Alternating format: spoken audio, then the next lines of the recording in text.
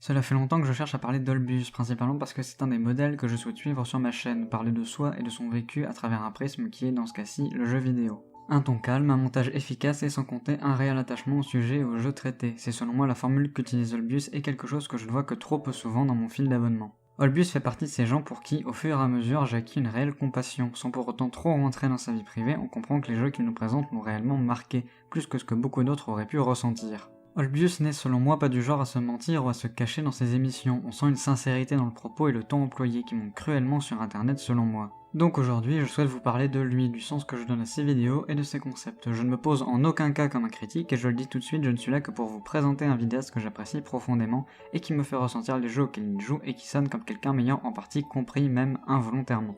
Je ne vais cependant pas faire une présentation objective ni même exhaustive et vous laisserai en grande partie le choix d'aller creuser sa chaîne par vous-même. Commençons cependant par un concept s'étant arrêté il y a quasiment un an, Polygon Right. Polygon Right est donc une émission parlant de jeux vidéo, et c'est selon moi l'émission qui a permis à Olbus de vraiment mettre en avant le contenu qu'il fait à présent. Je prends Polygon Right comme un essai, une ébauche avant de ce qui arrive et parcourt actuellement sa chaîne. Polygon Right est l'émission dans laquelle les premières questions ont été amenées sur la chaîne, c'est aussi l'une des émissions principales d'Olbus et il était important pour moi d'en parler car c'est justement avec cette émission qu'il s'est progressivement éloigné de la masse des autres critiques du JV du moment, pour trouver sa propre patte et surtout sa façon d'aborder un sujet. Au fil du temps, le jeu devient quasiment prétexte à des questionnements plus grands sur le jeu vidéo en règle générale, notamment avec l'immersion vidéoludique de Metroid Prime, sans compter ses vidéos sur All-Boy ou encore The Last Guardian. Mais entre le premier épisode sur Metroid Prime et les deux derniers exemples que j'ai cités, un autre concept a vu le jour, celui-ci bien plus important pour moi car il continue encore aujourd'hui et montre le meilleur de ce que peut donner Olbus. Ce concept, c'est Deeper Blue. Deeper Blue est l'un, si pas le concept de vidéo que je préfère sur l'intégralité de YouTube, notamment parce qu'il est changeant et évolue avec son créateur.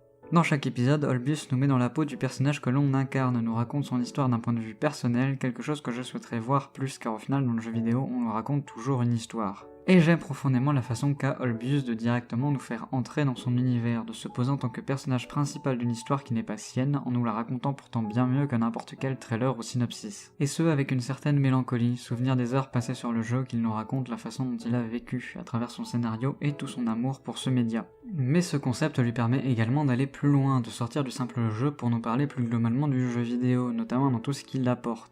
Maintenant, je souhaite cependant aborder quelque chose de plus personnel, Sisyphe. Vous ne trouverez que le deuxième épisode de ce concept et pourtant je le trouve particulièrement prenant. Il te prend au trip, t'attrape et te fait rester, et même si la vidéo est courte, ta perception du temps, elle, te la fait passer au ralenti. J'en étais venu à perdre le compte des secondes, les larmes aux yeux face à une vidéo faisant écho à ce que j'ai pu vivre et vis encore à certains moments. Une vidéo personnelle dans tout ce qu'il y a de plus beau et de plus vrai, quelque chose qui manque, je le répète, sur ce site. À l'ère du paraître et du faux, où l'on engloutit ses démons, où l'on n'est plus que ce que la caméra veut bien montrer, un visage souriant, quasiment plastifié, répétant un texte creux que l'on aura oublié dans la journée, quand le montage rendra donc hommage à ce paraître, que les cuts s'enchaînent pour au final ne montrer qu'une version lisse, polie, une version fausse certes, mais que tout le monde croit vraie.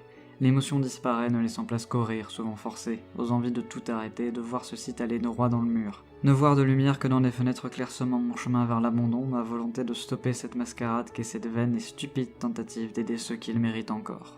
Et avant que le pas fût franchi, que je ne prenne une décision depuis trop longtemps laissée en suspens, depuis trop longtemps mis dans un coin de ma tête où traînent et moisissent mes erreurs, j'ai vu cette vidéo.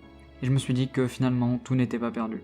Je crois en un YouTube de l'émotion et du vrai, quelque chose de bien trop caché actuellement pour pouvoir émerger, sauf de la tête de quelques esprits fous ou dérangés, de quelques personnes se disant que ce contenu peut plaire, que les vidéos ne sont pas qu'un moyen de transmettre des connaissances sous un message, mais aussi des émotions. C'est pour ça que j'ai décidé de parler d'Olbus aujourd'hui. Car c'est lui qui m'a donné l'envie et la volonté de continuer et reprendre YouTube, de voir toujours du bon dans ce site rongé par l'absurde et le mensonge. J'ai dit dans une de mes précédentes vidéos que je ne savais pas quel message transmettre et que je préférais désormais dire. Je n'ai pas de message à transmettre, mais Olbus m'a montré qu'il était possible de transmettre des émotions. Je sais que cette vidéo est brouillonne, mais si tu la vois en entier, je tiens à te le dire Olbus. Sans toi, j'aurais probablement arrêté YouTube. Tu m'as sorti d'un cercle infernal de non-création, et pour ça, je t'en remercierai jamais assez.